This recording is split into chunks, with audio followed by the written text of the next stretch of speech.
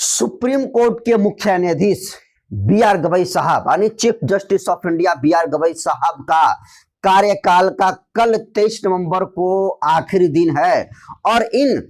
पूरे कार्यकाल में बी आर गवई साहब ने जो काम करके दिखला दिया, जो 92 सीजीआई के पद पर रहकर जो काम करके बी आर गवई साहब ने दिखाने का काम किया। बी आर गवई साहब ने साबित कर दिया कि सीजीआई के पद पर रहते हुए कितना काम जो है इस देश के शोषित वंचित और हाशिए पर खड़े समाज के लोगों के पक्ष में किया जा सकता है। हालांकि बी आर गवई साहब, आपको बता दूं कि इनका कार्यकाल 7 महीनों का रहा और इन 7 महीनों में जो बी आर गवई साहब ने इस देश के जाति धर्म और मजहब से उठकर जो तमाम लोगों के पक्ष में फैसले सुनाने का काम किया वो काफी सराहनीय रहा है। लेकिन कल आपको बता दूं कि सीजीआई बी आर गवई साहब का शपथ, अंतिम विदाई का शपथ ग्रहण समारोह आयोजित किया गया था, जिसमें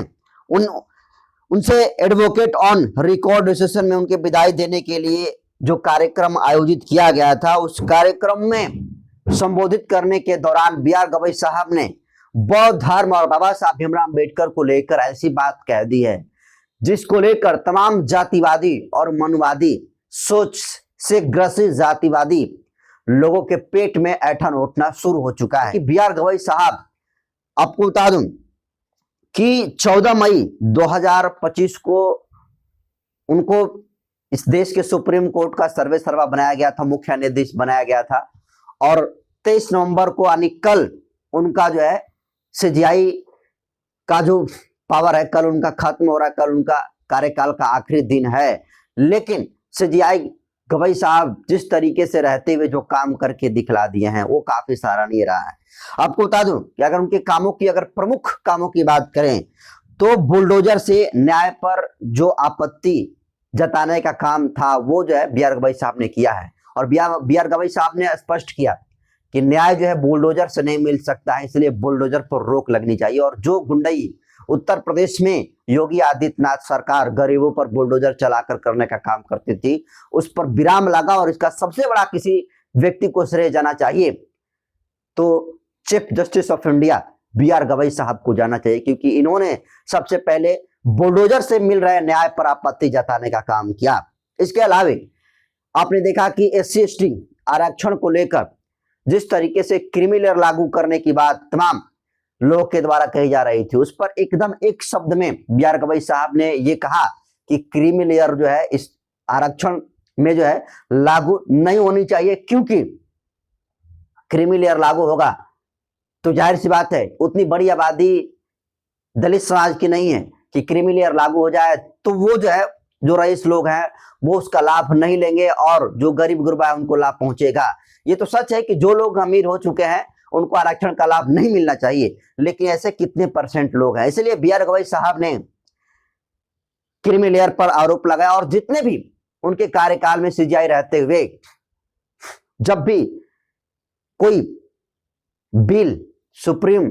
कोर्ट में आता था और उनको लगता था कि ये गैर कानूनी है या असंवैधानिक है, शोषित वंचित और हाशिए पर खड़े समाज के लोगों के पक्ष में नहीं है, तो उसका सबसे पहले विरोध करने का काम बी आर गवई साहब ने किया। इसके अलावा आपने देखा कि मौलिक अधिकारों को लेकर हमेशा से सजग रहने का काम बी आर गवई साहब ने किया और सबसे बड़ी बात कि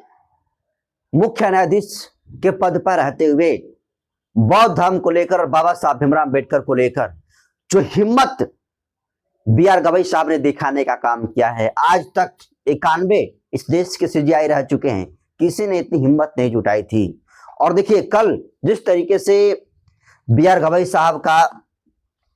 आखिरी दिन तो उनको 23 नवंबर का है यानी कल है, लेकिन उनको रिटायर होने से पहले आपको बता दूं कि एडवोकेट ऑन रिकॉर्ड एसोसिएशन ने विदाई दिया और विदाई में, उस विदाई समारोह में बी आर गवई साहब ने बड़ा बयान जो है बाबा साहब भीमराव अम्बेडकर को लेकर और खुद को लेकर कहा है, जिसको सुनेंगे दोस्तों तो आप भी कहेंगे कि बी आर गवई सीजीआई हो तो बी आर गवई साहब और इनके जैसा तमाम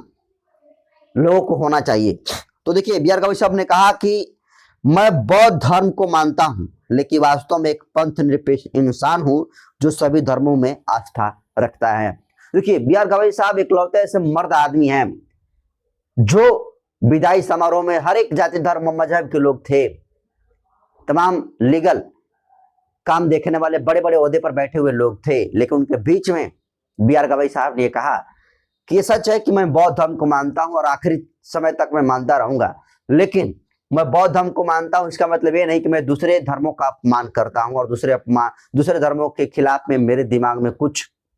नेगेटिव चीजें हैं। उन्होंने कहा कि मैं बौद्ध धर्म को मानता हूं, लेकिन वास्तव में एक पंथ निरपेक्ष इंसान हूं, धर्मनिरपेक्ष इंसान हूं, जो सभी धर्मों में आस्था रखता है, सभी धर्मों का सम्मान करने का काम करता है। और निश्चित तौर पर दोस्तों बी आर गवई साहब ने जो बयान दिया है ये बिल्कुल संविधान के अनुकूल बयान दिया है, और संविधान भी कहता है कि आप किसी एक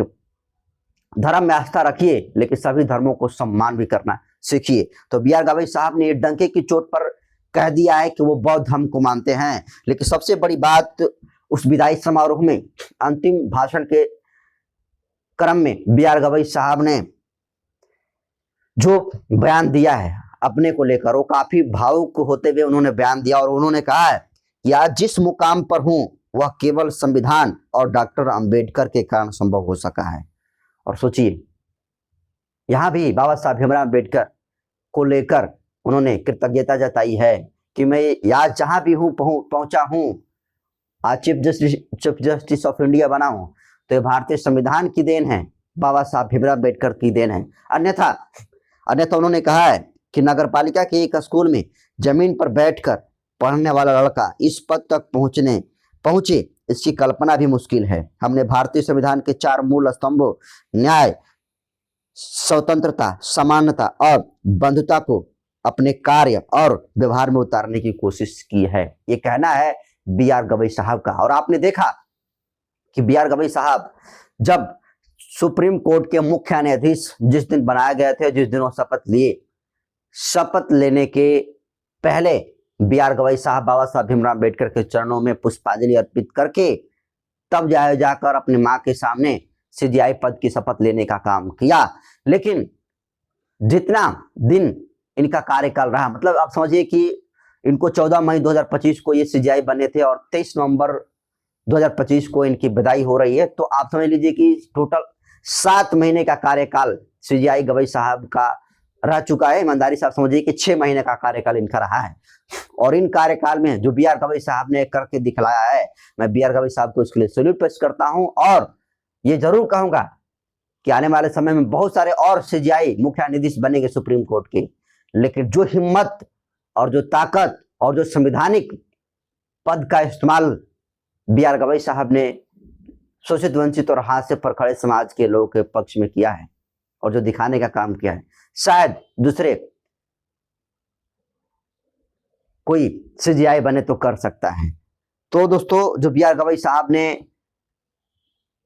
6 महीने के कार्यकाल में जो यूनिक काम करके दिखलाया है, उस कार्य को आप कैसे देखते हैं? अपनी प्रतिक्रिया कमेंट सेक्शन में जरूर दीजिए। वीडियो जनता तक यूट्यूब चैनल पर देख रहे हैं तो चैनल को सब्सक्राइब कर लीजिए, और बी आर गवई साहब का अब तक का किए गए कार्य में आपका कौन सा कार्य अच्छा लगा है, अपनी प्रतिक्रिया कमेंट सेक्शन में जरूर दीजिए। और देखिए, बी आर गवई साहब का जो कार्यकाल रहा उसको लेकर बहन कुमारी मायावती जी और जो चंद्रशेखर आजाद हैं, ये दोनों नेता काफी खुश थे और इनका स्वागत भी करने का काम किए थे। और आपने भी देखा कि जब बी आर गवई साहब जब सुप्रीम कोर्ट के मुख्य न्यायाधीश